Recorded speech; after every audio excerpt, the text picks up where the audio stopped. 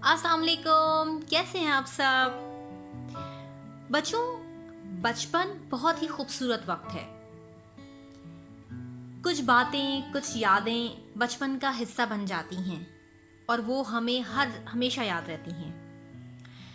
कुछ कहानी लिखने वाले अपने बचपन की यादें हमारे साथ शेयर करते हैं।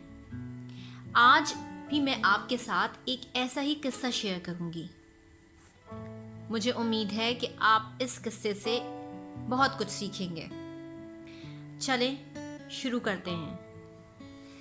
इस किस्से को तहरीर किया है ए हमीद ने।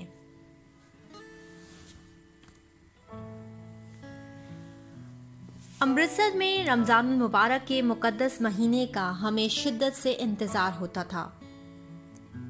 बात दरअसल ये है कि रमज़ान मुबारक की आमद के साथ ही मुझे वो तमाम शगुफ्ता और पाकीज़ा रिवायत याद आ जाती हैं जो कभी अमृतसर के जियाले मुसलमानों की दीनी तहजीब का अहम हिस्सा थी।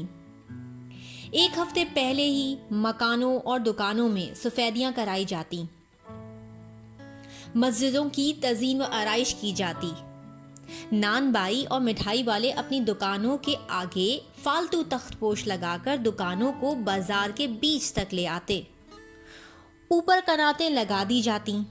इफ्तारी और सहरी के वक्त बजाई जाने वाली नौबतें मस्जिदों के सहन में निकाल कर रख दी जाती। नात ख्वां टोलियां अपने अपने महलों में सहरी के वक्त पढ़ी जाने वाली नातों की दोहराई शुरू कर देते। मैं अपने महल्ले की नात ख्वां पार्टी में शामिल था। रात के 12-12 बजे तक हम सारे नात ख्वां दुकान के दरवाज़ा बंद करके नातें पढ़ते रहते। ये मेरे बचपन का ज़माना था। 10-11 साल की उम्र होगी। इस ज़माने में सख्त सर्दियों में रोज़े आते थे। मैंने गरम कश्मीरी शॉल ओढ़ रखी होती। हम 6-7 महलों में रोज़ेदारों को जगाने के बाद सहरी शुरू होने के वक्त वापस अपनी गली में आ जाते। मकानों के अंदर से पराठों की खुशबू आ रही होती थी। मैं जल्दी जल्दी सहरी खाकर अपनी गली की मस्जिद में आकर आ जाता। मस्जिद के फानूस रोशन होते, अगरबत्तियां सुलग रही होती। नमाजी आकर वज़ू करते और खामोशी व अदब से दरियों पर आकर बैठ जाते, तस्बीह व दरूद में महव हो जाते। हमारी मस्जिद का बांगी मेरा दोस्त था। मैंने तय कर रखा था कि सहरी के बंद होने पर नौबत में बजाया करूँगा। जो ही मौलवी साहब घड़ी की तरफ देखकर सहरी के वक्त के इख्तिताम का इशारा करते, मैं जल्दी से मस्जिद के ठंडे यख सहन में आता और बैत की छड़ियाँ हाथ में लेकर धड़ाधड़ नौबत बजाने लगता। जब थक जाता तो मेरा मौज़न दोस्त ये फ़र्ज़ अंजाम देता। अभी सायरन बजाने का रिवाज नहीं पड़ा था। मस्जिदों में लाउड स्पीकर भी इस्तेमाल नहीं होते थे। मौज़िन ऐसे खुश अलहान और बुलंद बांग थे कि इनकी आवाज़ दूर दूर तक सुनाई देती जाती थी।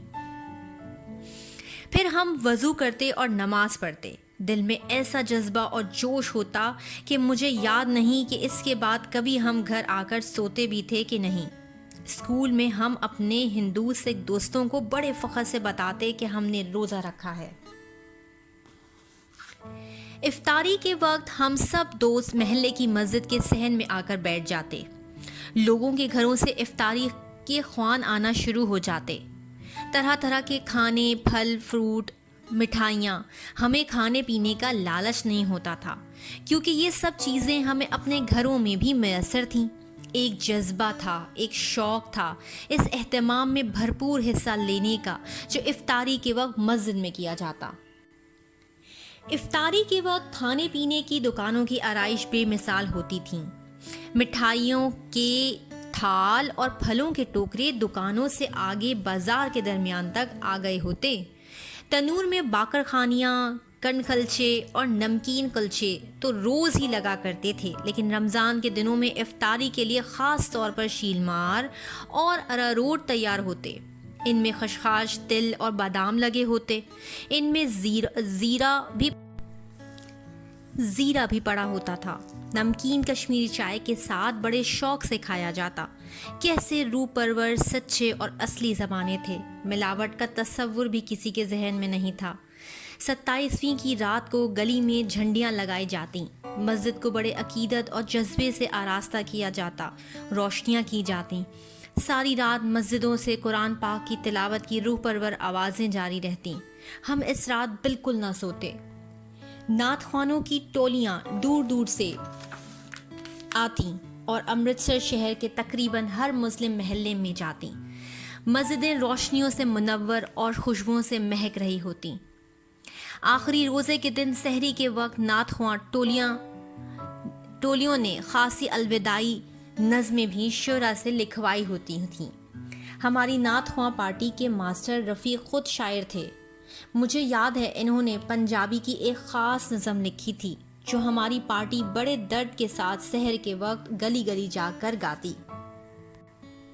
الوداع ماہ رمضان پیارا، اللہ جانے وہ کیا زمانے تھے، وہ کیا جذبے تھے۔ اس شعر کا ایسا اثر ہوتا کہ ہماری آنکھوں میں بے اختیار آنسو آ جاتے تھے۔ میں کئی گلیوں تک اپنی پارٹی کے ساتھ اشکبار آنکھوں سے چلتا چلا جاتا تھا۔ کاش وہ اشک باریاں ایک بار پھر نصیب ہو جائیں، وہ وقت، وہ سچائیاں، وہ معصومیت، وہ جذبے ایک بار پھر دلوں میں فروزاں ہو جائیں۔ لا پھر ایک بار وہی وعدہ و جام اے ساقی، ہاتھ آ جائے مجھے میرا مقام اے ساقی۔ پیارے بچوں، رمضان کا مقدس مہینہ آنے والا ہے، رجب چل رہا ہے۔ نبی اکرم صلی اللہ علیہ وسلم رجب سے ہی رمضان کی تیاری شروع کر دیا کرتے تھے۔ مجھے امید ہے کہ آپ سب بھی روزہ رکھنے کی بھرپور کوشش کرتے ہوں گے۔ روزہ صبر کا نام ہے۔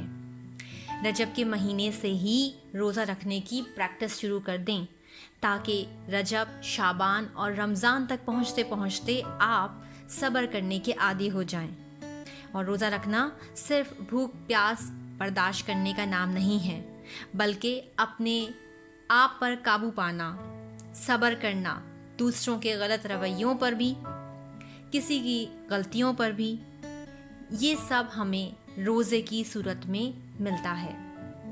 انشاءاللہ میں ایک نئے قصے کے ساتھ، ایک نئی کہانی کے ساتھ دوبارہ آؤں گی، لیکن آپ نے اس کہانی کی لیسن کو، سبق کو اپنی زندگی میں شامل کرنے کے ساتھ ساتھ ایک کام اور بھی کرنا ہے کہ میرے اس چینل کو سبسکرائب کرنا ہے، اپنے دوستوں کے ساتھ شیئر کرنا ہے تاکہ وہ بھی اچھی اچھی باتیں سیکھ سکیں اور آپ کے ساتھ اچھے بچوں کی طرح زندگی گزار سکیں۔ میں انشاءاللہ پھر آؤں گی۔ اللہ حافظ۔